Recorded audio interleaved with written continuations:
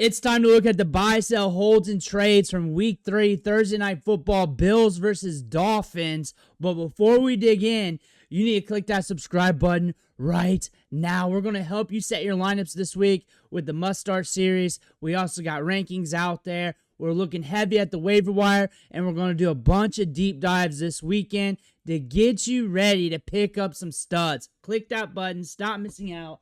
Ric Flair's watching. You do not want to disappoint Ric Flair. We had a fun game. This one hit the over. We looked at the over-unders, and we knew that there was going to be some action in this game, whether it was hitting over, hitting dead nuts, or going to be hitting the under, because we were pushing 50. I think it was 49.5, but they had a 12.5 spread. This game had a spread at 10 to it, and Tua, not looking good. We had a pick.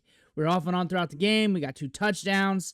Devin Achan, he had 9 targets in this game, a lot early on. 7 balls caught, 29 yards. That's 9 points right there in PPR. And then you get to the rushing production, 62 more yards or 6 more points to that. You do the math on that one. Solid outing. Was okay. It's fine. Probably good enough to get you RB2 production. Ollie Gordon, our man, getting a touchdown. He needs to be stashed if possible. We're starting to get into that weird part of the year where injuries are starting to crop up.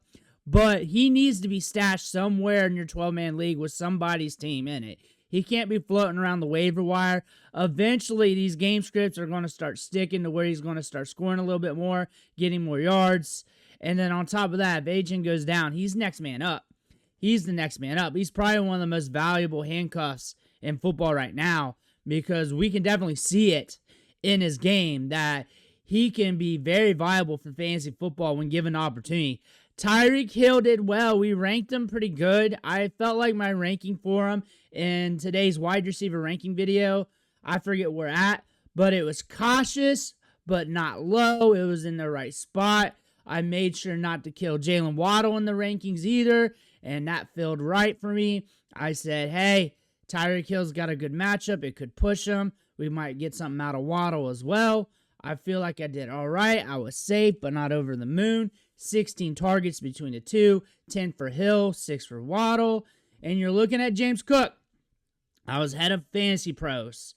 I forget where I had him at. RB2, RB3, somewhere like that. I had him really high in the rankings. That was like Wednesday. That's like 20 videos ago. I pretty much said, hey, it's rare that this one's going to run bad for you. He's going to be an RB1, pretty much locked in. The only way this could run bad if the Bills get up so high that they don't need to use him. That didn't happen. You got a good game script for him. You got 108 yards, a touchdown. Got some work in the passing game as well. And Dalton Kincaid got a score in this matchup off 6 targets, 5 balls caught, 66 yards. Good outing. Like, you were using him as a money ball play. We called him a money ball play. Like, if you did not get one of those expensive tight ends, you're probably looking at this matchup. Hopefully, you're looking at the over-unders with me and looking at these matchups, because when in doubt, just lean into that and just let nature take its course after that. It's an easy process. Like, if you got an over-under around 50, just lean into those games. We got a couple of them every week. I think we have like 3 this week. I know the Cowboys game has an over-under around 50. This one was, and I think we got one more on top of that.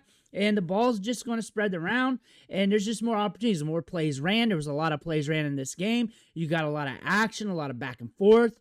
Usually when you got an over-under that's pushing 50, it's rare that the point total is under 40. So you're going to get some action, some back and forth, and we got that in this game. I was kind of wrong on how the action came from the Dolphins. It was kind of tight. I figured Buffalo would get up, and they'd have to come back on it. This site's not updating. It says it's got 11 seconds left. I've been talking for like 10 minutes now. You should obviously know it's over. But looking at this, I called this the carousel effect of wide receivers. Anybody can get it on any given Sunday on this wide receiver depth chart. It was a Khalil Shakur game. 4 balls caught, 45 yards. There's 8.5 there, plus another 6. Keon Coleman, not much, but he got some action football-wise. 3 balls caught, 20 yards. And that's about it for the wide receivers. Josh Palmer busted, and I had him kind of like in the middle of the grouping. I was kind of wrong on this, But I also called it the carousel effect, where you just throw one in and you just pray to the gods. You had the 50 over-under. You had one out of 3 of them. That's going to be the hitter. Your hitter today was Khalil Shakur. Next week will be somebody different. Each game was a different wide receiver so far that has hit. Game 1, Keon Coleman. Game 2, Josh Palmer. Game 3, Khalil Shakur. Elijah Moore might get his opportunity. You've seen him get some work. I doubt it. I don't have him part of the carousel effect. If they keep that run, it's Keon Coleman. But again, with the carousel effect, usually with teams like this, it's going to be random on which wide receiver is going to be the hitter. You'll look at the target shares. That's going to give you a better indicator game to game. In deeper matchups 50 over-unders, where the spreads are thick, maybe you go for the deep ball dandy. Overall, if you got a tough flex situation, or if you need to gamble, or you're hit up with injuries and bye weeks, just throw one of them in, close your eyes, pray to the fantasy gods, because you got 1 out of 3 or 4 chance from that depth chart. Bills, Packers, right now Chargers, maybe a few more teams got the carousel effect. Saints are pushing that way, but it's really Rashid Shaheed and Olave. But you get a handful of teams with that, and you can really use that as a dart throw piece for your lineups, especially for daily fantasy football. That could, especially if you go for the cheaper one and just pray to the fantasy football gods on some of those lineups, sometimes that hit. So when we were looking at this matchup, I really thought, I didn't think, they were like, hey, a suggestion if you're going deep DFS and you're playing deep tournaments and you're looking for some cheap guys here, the cheap guys I called out. One, I called out Kincaid. The other one, I called out Elijah Moore. He got you 5. I don't think that is enough to get you over. He got you 6. I don't think that's enough to get you over. I don't think any of the cheapies in this matchup really hit. That's the thing about this. So maybe contrarian wise in deep enough tournaments, maybe if you plugged it right. Really depends on how you got those high-priced players like Hill, Waddle, Cook into those lineups. You had to hit somewhere on the cheap. Kincaid was your cheaper option that got you points, but in a showdown slate, still rough to do because it's concentrated on those tight ends.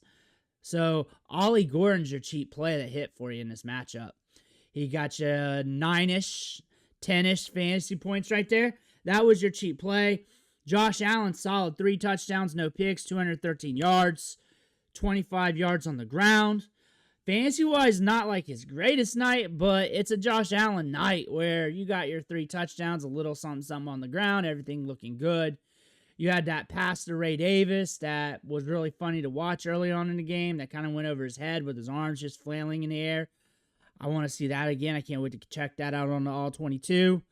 Malik Washington's getting a little bit of work. He had 5 targets, but not getting enough for fantasy relevancy yet. But he's getting some work. If the Tyreek Hill trade ever happens, then that's something to pay attention to. Now that the Dolphins are 0-3, odds of them even making the playoffs are reducing by the minute. All in all, you hit to over here. We got a good back and forth matchup here. We got a lot of fantasy production. What didn't hit was really your flex plays. And honestly, a lot of your cheap plays for DFS didn't work out unless you went Ollie Gordon, which could have been a possibility for some of you guys. But really, when you're looking at this, it held pretty tight to the game script. It held pretty tight to what Vegas was calling.